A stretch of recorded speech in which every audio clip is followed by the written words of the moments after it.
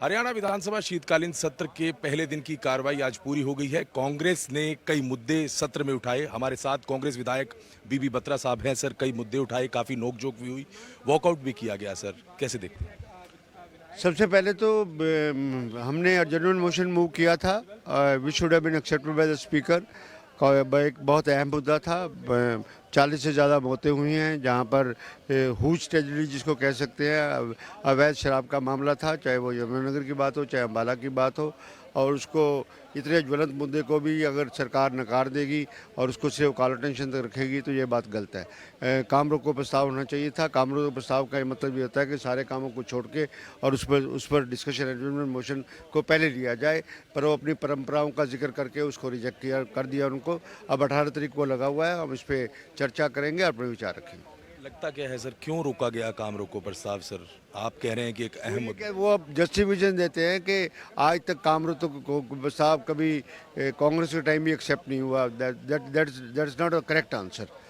हमेशा हर एक बात में हर एक जगह सिचुएशन डिफरेंट होती है। प्रिंसिपल के मामले में सर काफी नोकझोंक देखने को मिली, कई आरोप प्रत्यारोप।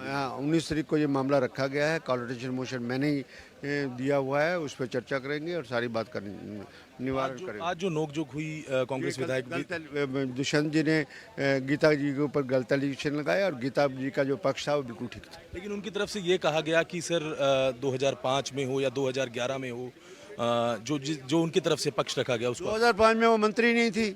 अब उनको पता ही नहीं इस बात का कौन उनको ये करे।